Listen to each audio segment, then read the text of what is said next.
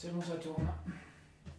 Oui, donc justement, pour illustrer ces entretiens, un extrait d'un épisode de Renard, extrait fameux de Renard et Isengrin.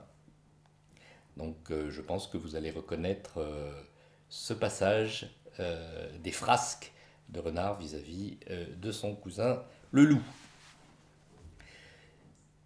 C'était un peu avant Noël, quand on met Bacon au saloir, par un ciel clair et plein d'étoiles.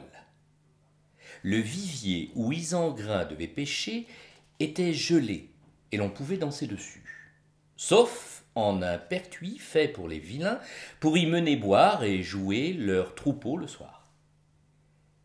Ils y avaient laissé un seau.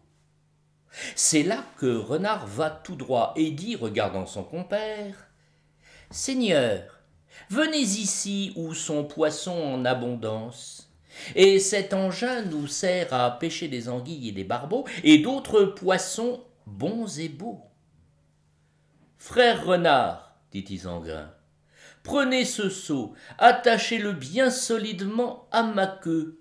Renard le prend, le lui attache à la queue du mieux qu'il peut et dit, « Frère, il faut à présent que vous vous teniez tranquille pour faire approcher les poissons. » Puis, il s'abrite en un buisson, met son museau entre ses pattes pour voir ce que fera le loup.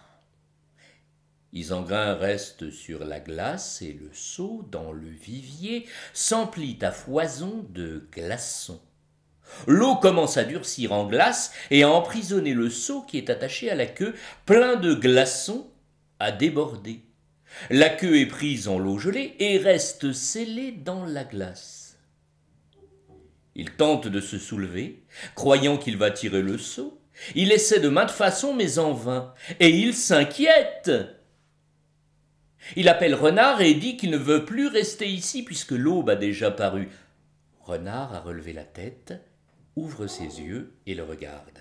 « Frère, cessez votre travail, beaux doux amis, allons-nous-en, nous avons assez de poissons. » Et Isengrin de s'exclamer. « Renard, répond-il, ils sont trop, je ne sais combien j'en ai pris. » Renard alors se met à rire et lui déclare ouvertement que qui convoite tout perd tout.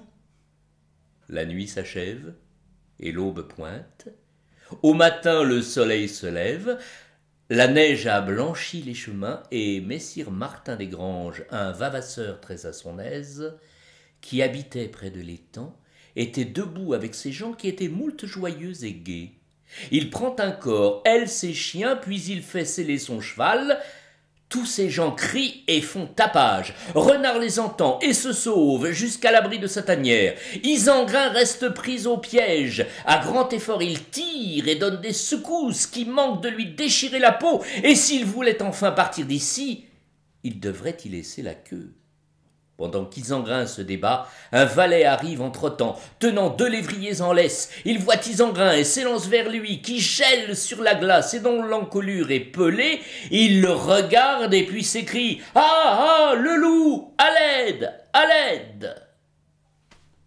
Et la suite, eh bien, vous la trouverez dans les aventures de Renard que je me propose de raconter. Merci.